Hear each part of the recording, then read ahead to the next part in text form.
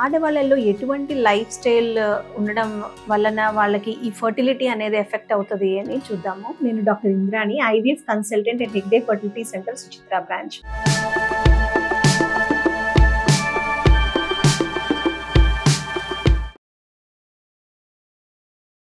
So life style అంటే వాళ్ళ age, వాళ్ళ హైట్, వెయిట్, అలాగే వాళ్ళు తీసుకునే ఫుడ్, తర్వాత వాళ్ళు ఉండే ఎన్విరాన్మెంట్ ఫ్యాక్టర్స్, ఇట్లాంటివన్నీ కూడా మనం ఈ జీవన శైలి మార్పులు అని అంటాము.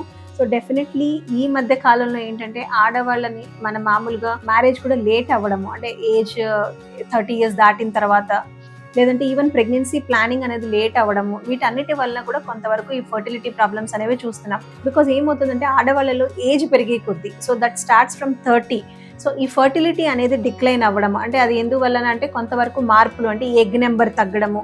సో ఎగ్ నెంబర్ తగ్గినప్పుడు, ఏజ్ పెరుగుతున్నప్పుడు ఈ ఎగ్ క్వాలిటీ తగ్గడము, వీటి వల్ల కూడా ఈ ఫర్టిలిటీ పైన డెఫినెట్లీ ప్రభావం చూపుతుంది. అలాగనే హైట్, వెయిట్ అని అంటాం. సో వెయిట్ అంటే మనం ఈ హైట్ వెయిట్ని మనం బిఎంఐ కింద క్యాలిక్యులేట్ చేస్తాం. సో ఈ బిఎంఐ నార్మల్ బిఎంఐ కన్నా ఎక్కువ ఉన్నప్పుడు, అంటే మోర్ దాన్ 25 అట్లా ఉన్నప్పుడు, ఓవర్ వెయిట్ కానీ లేదా ఒబేసిటీ అంటాం మోర్ దాన్ 30 ఉన్నప్పుడు, అట్లా ఉన్నప్పుడు కూడా ఈ ఫర్టిలిటీ అనేది చాలా ఎఫెక్ట్ అవుతుంది. అంటే ఆ హార్మోన్స్ అవన్నీ డిస్టర్బ్ కావడము, ఎగ్ రిలీజ్, ఇలాంటివన్నిటిలో కూడా మార్పులు రావడం వల్ల ఫర్టిలిటీ అనేది ఎఫెక్ట్ అవుతుంది. అలాగనే డైట్ పరంగా అంటే డైట్ మనం ఎప్పుడూ కూడా లో కార్బోహైడ్రేట్ ఫుడ్, తర్వాత ప్రోటీన్ రిచ్ ఫుడ్ అంటాం, అలాంటివి ఎక్కువ తీసుకోవాలి. అలాగే అన్ని రకాల విటమిన్స్, మినరల్స్ ఉన్న ఫ్రూట్స్లో కానీ లేదా వెజిటబుల్స్ కానీ ఇట్లాంటి వాటిల్లో తీసుకోవాలి.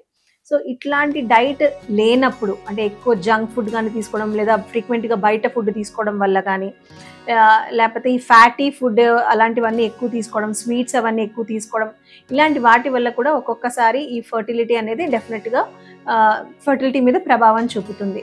అలాగని స్ట్రెస్ అనేది కూడా ఉండకూడదు. సో స్ట్రెస్ అంటే మామూలుగా ఈ కొంతమందిలో ఈ ఆఫీస్ వర్క్, నైట్ అంతా మేలుకొని ఉండడము, లేదంటే కొన్ని ప్రెషర్స్, కొంతవరకు స్ట్రెస్ ఉన్నా కూడా ఒక లిమిట్ తర్వాత స్ట్రెస్ కనుక ఎక్కువ అయినప్పుడు కొన్ని రకమైన హార్మోన్స్ రిలీజ్ అవ్వడము, ఆ హార్మోనల్ ఇంబ్యాలెన్స్ వల్ల వాళ్ళ సైకిల్ అదన్నీ ఎఫెక్ట్ అవ్వడము, ఆ హార్మోన్స్ ఇంకా వేరే రకంగా ప్రభావం చూపడం అనేది జరుగుతూ ఉంటుంది.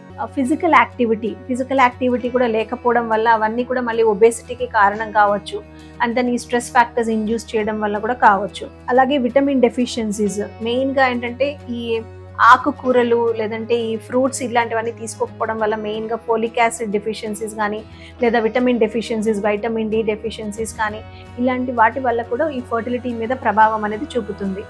అలాగనే హ్యాబిట్స్, అంటే మెయిన్గా స్మోకింగ్ కానీ, ఆల్కహాల్ కానీ కన్సంప్షన్, ఈ మధ్యకాలంలో కొంత ఈ ఫాస్ట్ మూవింగ్ ఇదిలో ఈ స్మోకింగ్ ఇదన్నీ కొంచెం ఎక్కువ చూస్తున్నాం. అట్లా ఆల్కహాల్ కూడా కొంతవరకు మనం ఈ సిటీస్లో అట్లా చూస్తున్నాము. సో దీనివల్ల కూడా డెఫినెట్లీ ఫర్టిలిటీ మీద ప్రభావం చాలా ఉంటుంది.